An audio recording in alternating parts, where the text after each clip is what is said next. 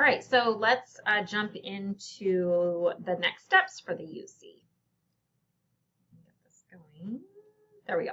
All right, so when you're applying to the UC, where the CSUs are more likely to accept lower division transfer students, the UCs, it really is dependent on the major at the UC campus. And then some campuses are more friendly to lower division transfer students, like UC Santa Cruz.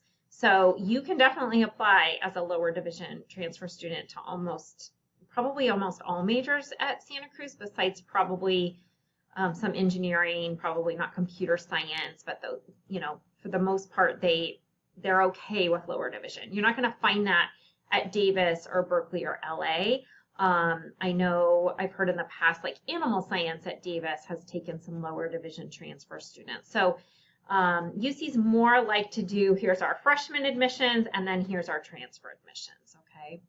So for fall transfers, you typically apply October 1st to November 30th, but as I've already stated, the deadline for fall of 2025 has been extended to December 1st. I was actually going to look at that. So Thanksgiving this year is on the 27th, and the 30th is Sunday after Thanksgiving. So that's why they've extended it to the 1st.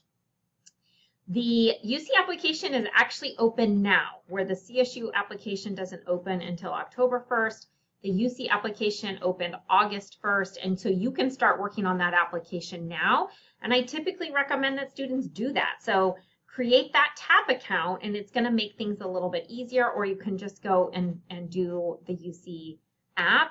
What's nice about a TAP account is then you can receive messages from UC reps as well as the SRJC Transfer Center director. So she may send out a message about, a rep being on campus or something like that. So that TAP account has more value than just it being what you use to do the tag. If you want to be a mid-year transfer student, a winter or spring, it depends on the campus if it's on a quarter or semester system. That application is between July 1st and the 30th, and it just depends on the school if they're accepting spring applicants, and as well as what majors within the school are accepting spring or winter applicants. So you can check that, as it gets closer. And then it's one application for all 9 universities, okay? You have to answer 4 insight questions or personal insight questions, and we refer to those as PIQs. So let me pull that up and we can look at that together.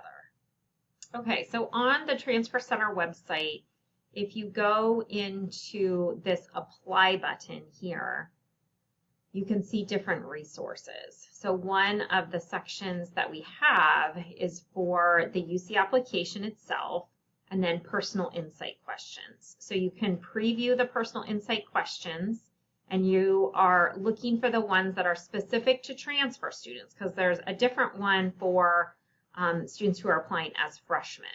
So they are giving you some things to keep in mind, some questions and guidance.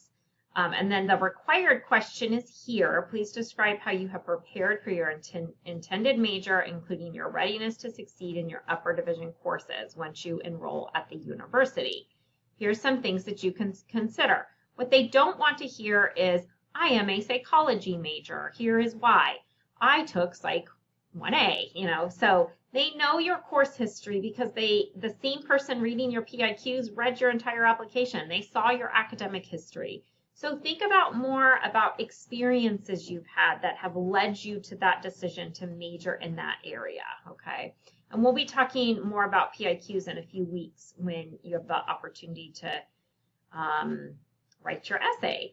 So then you would choose 3 of the following 7 questions to answer, and you have 350 words per question, okay? So it's not a lot. It's not a big essay. That's not what they want you to be doing, okay? Think about it as an interview, and you're answering that interview question, okay? So you can find those resources here on the Transfer Center website. You can also get help from the Transfer Center, okay? So these are the dates that they are I'm pretty sure these are 2025 dates, but you might want to check back. So these are dates that you can meet with somebody to review your PIQ responses. So what you do is you send in a Google link of your drafts, and then somebody will read that draft and offer feedback during your half-hour session with them, okay? Which I know doesn't sound like a lot, but we've got it down packed. So check out the resources for the PIQs.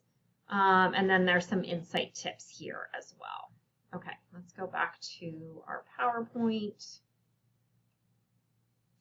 Within the application, you're going to report all college classes you have ever taken and what those grades were. So if you got an F but repeated a course and got an A, you in the UC application list both. You list the F and then you list the A. And the UC application will ask you, was this a repeat of when you took it prior and earned an F? Yes, it was, okay? If you got W's, if you have academic renewal, if you have an incomplete, whatever is on your transcript, you are going to report. Do not try to hide grades. Do not try to hide that you were enrolled at a school and didn't pass. They will ask you, why is there a gap in your education? What were you doing? So if you took a semester off, and you worked, in that box, you would just simply say, I was working in fall of 2024, or whatever it was, okay? I was not attending school. It's 1 to 2 sentences, that's all they want. They're just saying to you, hey, we recognize you weren't in school here, so what were you doing? Are you trying to hide something from us, okay?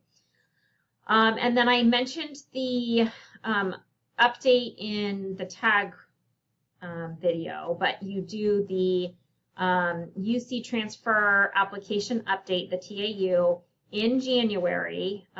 You log in and you answer their questions. So what were your fall grades, and have you made any changes to your spring classes? Okay, so you'll want to do that. All right, so the cost of attending a UC, it's expensive, but UC also offers a lot of grants and financial aid, whether it's through outside agencies or within the campus, okay? So my advice is not to discount a school because you think it's too expensive. If you are interested in that school, if that school has the perfect major for you, the perfect program, you still apply. And you make the decision once you have your financial aid letter. Okay, once you know how much financial aid they are offering you, then you make the decision. Nope, that's too expensive. I'm not willing to go into that much debt. Okay, but I had a student who at the last minute for fall of 25 applied to Berkeley, and then pretty much when she received her financial aid award letter, she wasn't going to have to pay for anything. So, you know, that was a huge relief to her. So you just don't know until you apply and you do all that financial aid. But if you're living on campus, they say it'll cost you $45,234. Now, maybe you have an aunt that lives in that area and you can live with her. Then, you know, that's going to take the cost down when you're living off campus.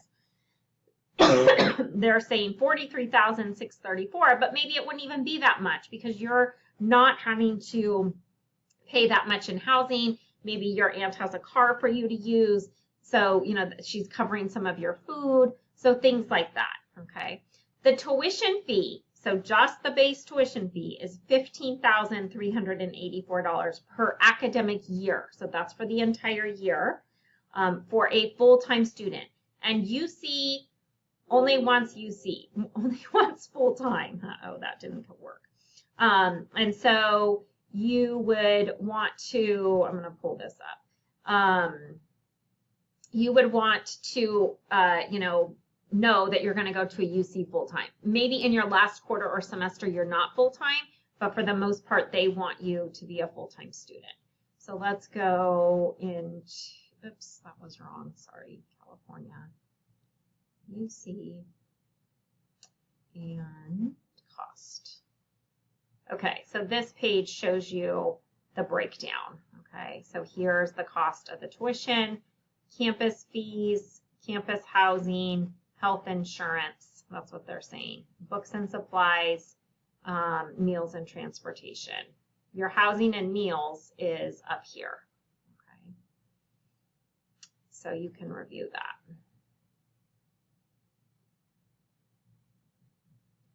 Okay, and then the last slide I have here, which is true of the CSU too, I just didn't talk about it, is to take a tour, which you're doing as part of the class. You're doing your virtual tours. But if there's a field trip that the Transfer Center is sponsoring, or you're in EOPS, or you're in Puente, or you're in APAS, and there's a opportunity to go to a university, I highly recommend that you take advantage of that. We've had students just go because their friend was going, and then they're like, oh my gosh, I love this campus. I can totally see myself here, and it wasn't even on my list. So think about that.